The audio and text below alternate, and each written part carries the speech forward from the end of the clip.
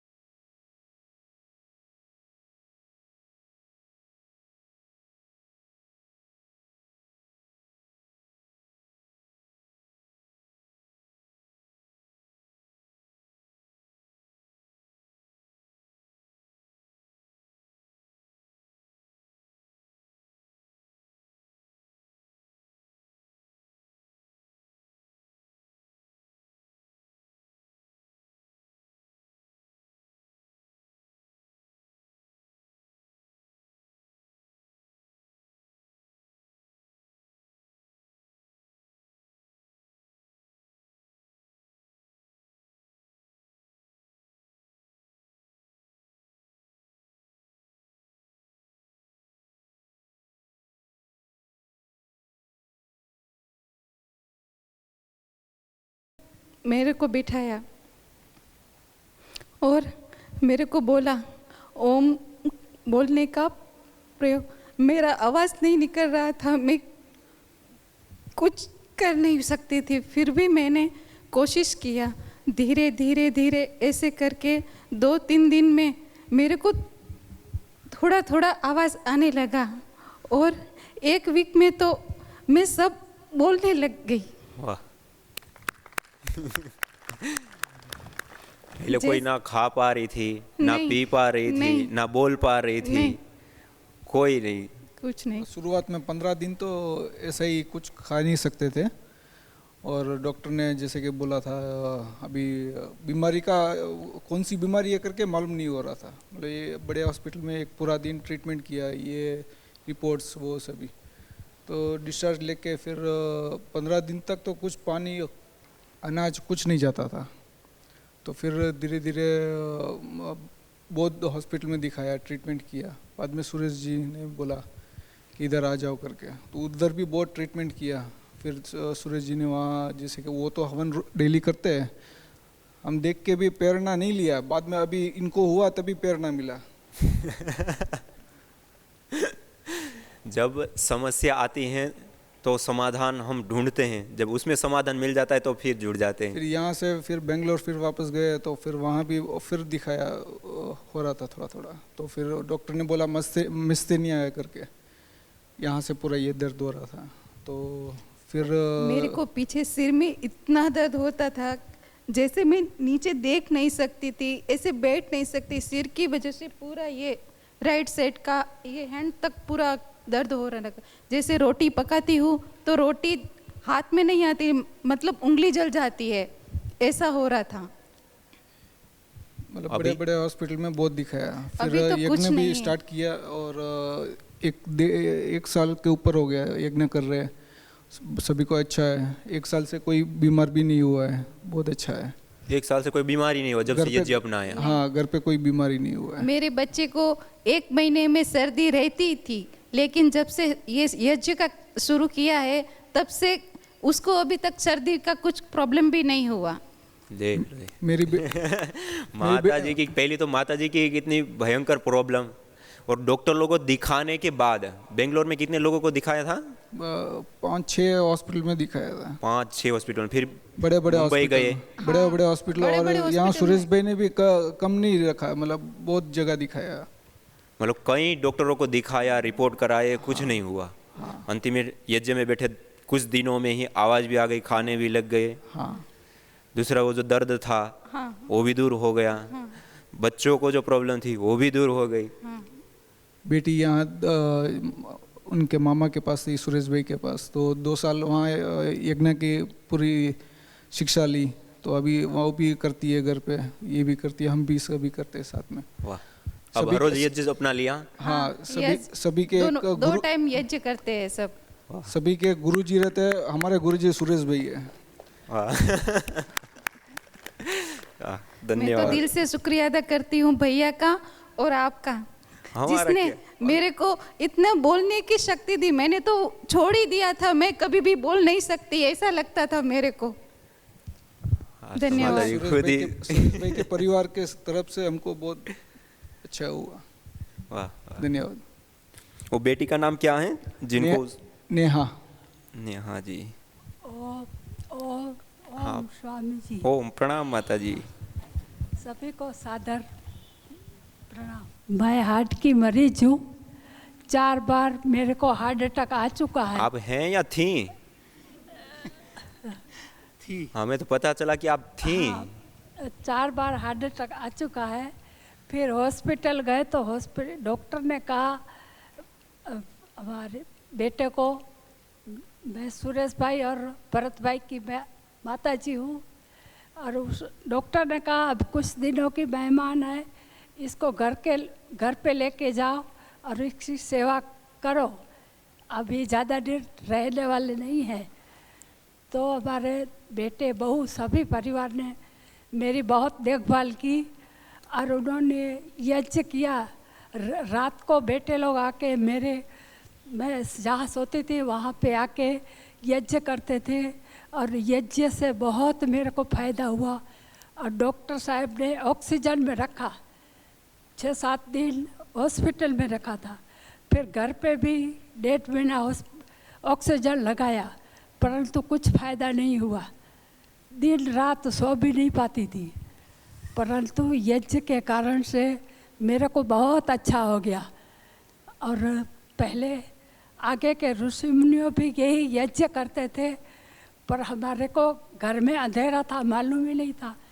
पहले सब लोग बोलते माता पिता अपने पुत्र को या रास्ता दिखाते, परंतु हमारे घर में तो ऐसा हुआ है कि हमारा बेटे ने हमको रास्ता दिखाया है।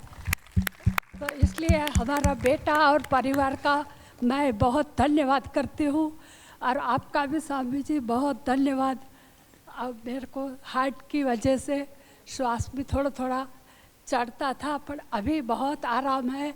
मैं ठंड में कहीं निकलती ही नहीं हूँ, परंतु आपकी कृपा से इस यहाँ हरिद्वार तक पहुँच आई। तो सबका खूब खूब आपका धन्यवाद और सबका शुक्रिया परिवार वाले का। बाबू जी, माता जी जब हॉस्पिटल से आई पहली बार तो कैसी स्थिति थी माता जी की, और डॉक्टर लोगों ने क्या कहा था? ओम जी, अभी डॉक्टर ने तो ऐसे ही बोल दिया था कि अभी ये 15 दिन का कुछ मेहमान है, और ऑक्सीजन का जो साधन था वो हम साथ में लेके घर पे आए थे, और परिवार को सबको बोल दिया कि अभी कुछ सेवा करो। अभी ये 15 दिन या 20 दिन वो तो भगवान की हाथ की बाजी है। फिर घर में तो ये सब चल रहा था, यज्ञ का कार्यक्रम। तो यज्ञ के लिए जो बोलना है ना, उसका कोई शब्द नहीं है मेरे पास। यज्ञ यही वस्तु है।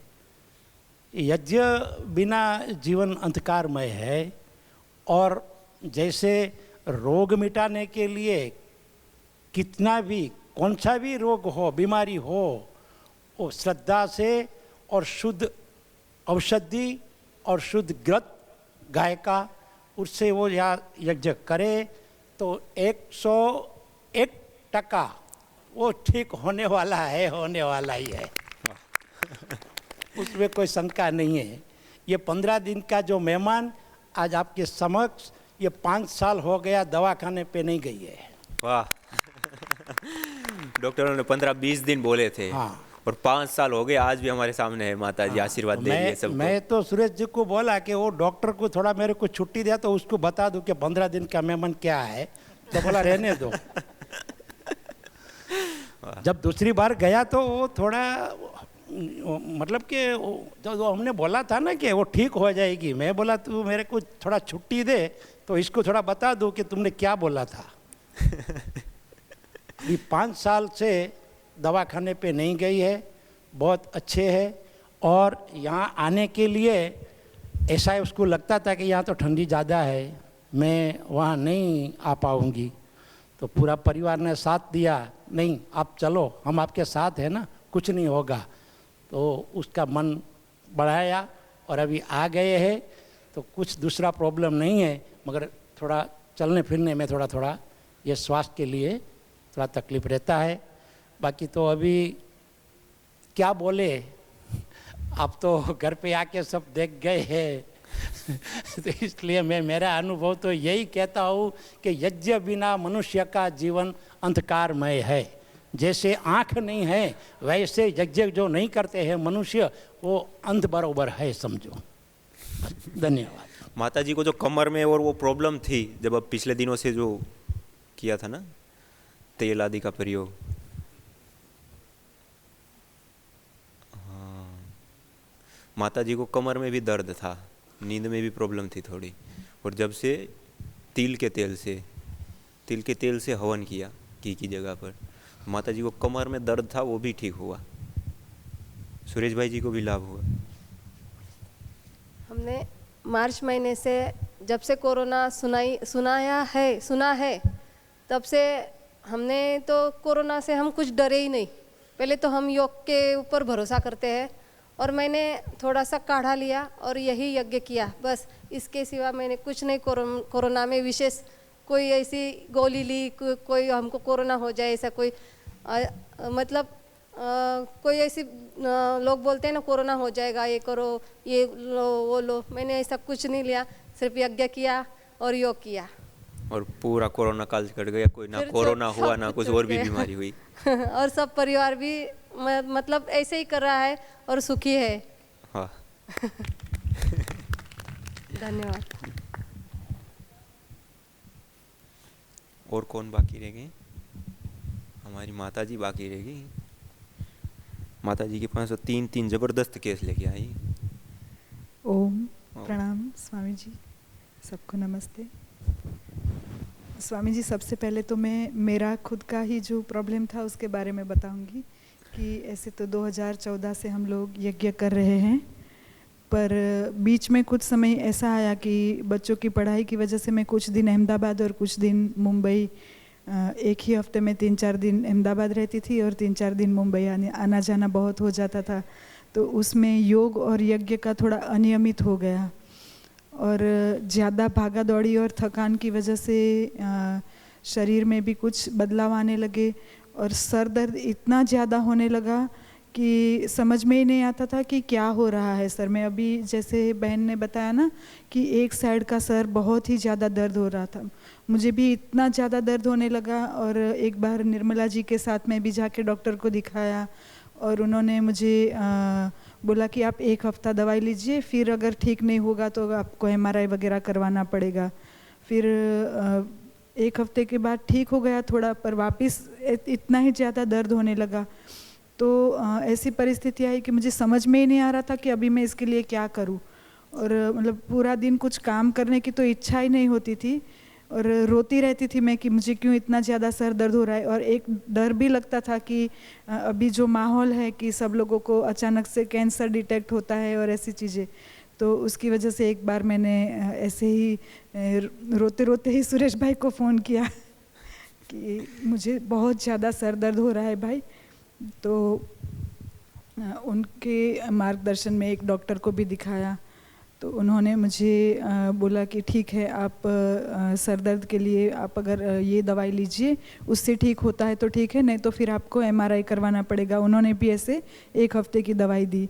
फिर मैं पतंजलि चिकित्सालय में गई, तो वहाँ पे जो डॉक्टर थी, आयुर्वेदाचार्य जो बहन थी, उन्होंने मुझे बोला कि आप एक बार ऐसा कीजिए, आपका, उन्होंने टेस्ट लिख के दिया, वो टेस्ट मैंने करवाए, तो उसमें उन्होंने मुझे बोला कि आपका हीमोग्लोबिन का टेस्ट भी करवाइए।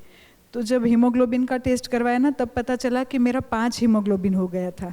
और 5 हीमोग्लोबिन में मैं इतनी भागा दौड़ी तो कर लेती थी, पर उसकी वजह से कहीं ना कहीं सिर में दर्द होने लगता था और उस पे लोड आ रहा था। मेरा ब्लड सर्कुलेशन सिस्टम जो है वो थोड़ा वीक हो गया था कि ब्लड वहाँ तक पहुँच नहीं पाता था। तो फिर उन्होंने बोला कि इतना कम हीमोग्लोबिन है तो उसकी तो हम दवाई करेंगे, पर वो क्यों हुआ, वो होने का जो रीज़न है वो भी हमें पता चलना चाहिए। तो उन्होंने कुछ मुझे एक्सरे और सोनोग्राफी वगैरह लिख के दिया। तो सोनोग्राफी जब करवाई तब पता चला कि यूट्रस के बाहर की साइड में एक छोटा सा सिस्ट है, तो उसका प्रेशर आता है और उसकी वजह से बहुत ज़्यादा ब्लीडिंग हो जाती थी पीरियड्स में, और उसकी वजह से खून की कमी हो जाती थी। मतलब सर दर्द से शुरू हुआ था और उसका मेन रीज़न कुछ और ही निकला। तो उसके बाद मैंने जब यज्ञ नियमित चालू किया तब की भी मेरी 2 बार की रिपोर्ट है, और सुरेश भाई के साथ मैंने आयुर्वेदिक दवाई भी काफ़ी बार जाके ली, पर वो दवाई से मुझे इतना ज़्यादा फ़ायदा नहीं हो रहा था।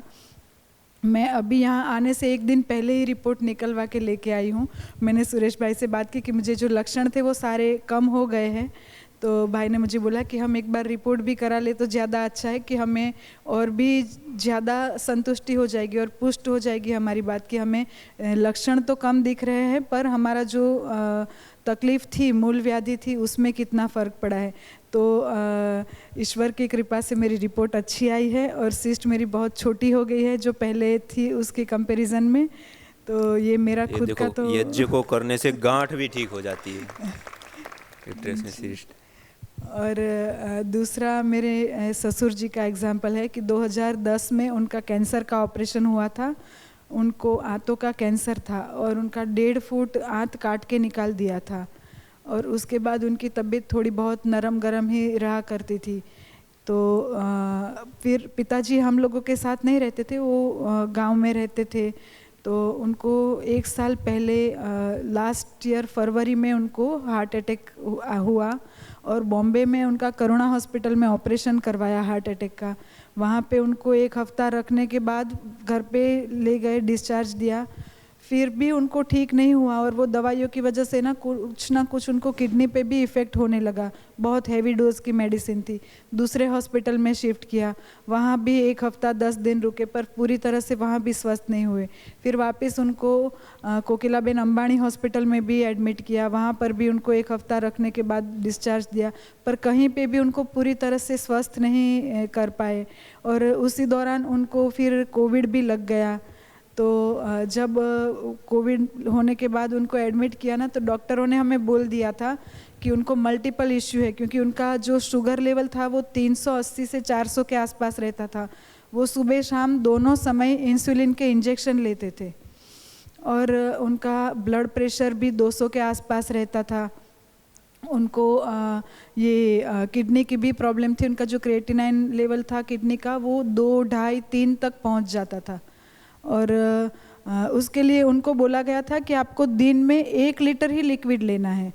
लिक्विड में उनका पानी भी आ गया, उनकी चाय, दूध, दाल, छाछ जो भी लेते वो सारा मिला के 1 लीटर लेना है, उससे ज़्यादा नहीं जाना चाहिए।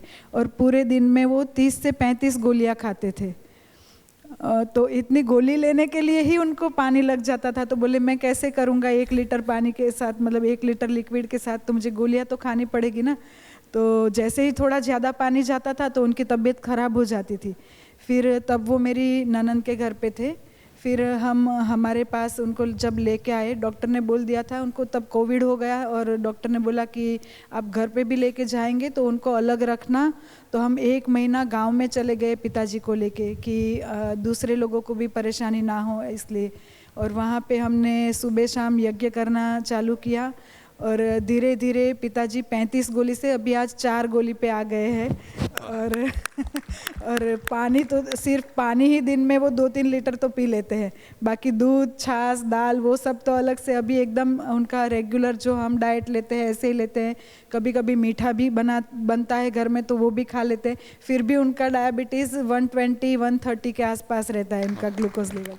और एक साथ कितनी बीमारी थी, शुगर थी, शुगर की प्रॉब्लम थी, इंसुलिन ले रहे थे, अभी इंसुलिन ले रहे हैं? नहीं, अभी बस आधी गोली ले रहे हैं डायबिटीज़ की। इंसुलिन ले रहे थे, वो भी खत्म, ब्लड प्रेशर की प्रॉब्लम थी, किडनी की प्रॉब्लम थी, जी हमें आंत डॉक्टरों का ने बोल ऑपरेशन दिया हुआ था। था, उसी में कोरोना हो गया। डॉक्टर लोग ने कह दिया अब कंडीशन। डॉक्टरों ने हमें बोल दिया था कि आप घर पे भी लेके जाएंगे तो आपको बहुत संभालना पड़ेगा, क्योंकि उनको मल्टीपल इश्यू है ना, तो ज़्यादा दिन वो सरवाइव नहीं कर सकेंगे। पर अभी वो पूर्ण स्वस्थ तरह से जी रहे हैं और हमारे साथ उनका रेगुलर रूटीन चल रहा है। कमाल कर दिया है तो माता जी। तो अभी उनका बीपी भी कंट्रोल में आ गया है और डायबिटीज़ भी कंट्रोल में आ गया है, और बाकी जो सारी उनको छोटी मोटी तकलीफें, क्रिएटिनाइन लेवल भी उनका 1.3 के आसपास आ जाता है। अभी रिपोर्ट उनकी मैं सारी रिपोर्ट भी लेके आई हूँ पिताजी की। उनका नाम क्या है? पिताजी का नाम है प्रवीण चंद्र व्यास। प्रवीण जी, जी। और मल्टीपल बीमारियां ठीक हो गई। और माता जी? और मेरी माताजी के स्वास्थ्य में भी बहुत फ़र्क है। माताजी को ना आर्थराइटिस की प्रॉब्लम थी, तो उनकी वात रोग की वजह से उनकी उंगलियां इतनी कड़क हो गई थी कि इतनी ही मुड़ सकती थी, मुट्ठी बंद करने का तो सवाल ही पैदा नहीं। वो आटा भी नहीं गूंथ सकती थी, सब्जी नहीं काट सकती थी, उनकी उंगलियां ही नहीं मुड़ रही थी। और ऐसे हाथ, हम जब ऐसे हाथ करते हैं ना तो सारी उंगलियां जुड़ जाती है एक दूसरे से। उनकी उंगलियों के बीच में गैप रहता था, उंगलियां एक दूसरे से टच ही नहीं हो सकती थी, और इतनी फूली हुई उंगलियां हो जाती थी उनकी। तो नियमित यज्ञ के बाद अभी उनकी उंगली, अभी वो खुद ही हर रोज़ आटा लगाती है और सब्जी भी माताजी ही काटती है, तो उनको भी ये फायदा हो गया है बहुत। तो आर्थराइटिस की प्रॉब्लम भी ठीक हो गई। जी जी। वाह। और माता जी ने एक प्रयोग और भी तो किया था ना, वो और ब्लीडिंग की जो समस्या थी आप कह रहे थे, वो क्या? जी, शीशम के पत्ते। तो जब अग्नि के यज्ञ के जब अग्नि शांत हो जाती थी तो अंगारों पे शीशम के पत्ते डाल के उसमें मैं ब्रीदिंग करती थी। तो बीच में जब बॉम्बे थी तो शीशम के पत्ते नहीं मिल रहे थे, तो मेरी बात हुई निर्मला भाभी से, तो उन्होंने मुझे बोला कि शीशम के नहीं मिल रहे। तो मतलब वो मुझे भी पता था, पर जब खुद पे आती है ना तो कई चीज़ें याद नहीं आती समय पे, ऐसा हो जाता है। तो पीपल के पत्ते हमारे बाजू में ही थे, तो पीपल के सूखे पत्ते हमने डालना शुरू किया और पीपल की समिधा यूज़ करना शुरू किया, तो उससे बहुत फ़र्क पड़ा जो ब्लीडिंग का प्रॉब्लम था उसमें। और मतलब जो पहले मुझे 5-6 दिन तक ब्लीडिंग चलती थी, अभी वो 2-3 दिन तक ही चलती है। और ज़्यादा ब्लीडिंग होती है तो शीशम के पत्ते डालने से तुरंत ही 2-3 घंटे में ही उसमें फ़र्क दिखने लगता है। मतलब 2-3 घंटे में जी। कोई कल्पना भी कर सकता है। और ब्लीडिंग में यज्ञ करने से ठीक हो जाएगा, यज्ञ की धुनी करने से ठीक हो जाएगा, वो भी बीमारी ठीक हो जाती है। जी।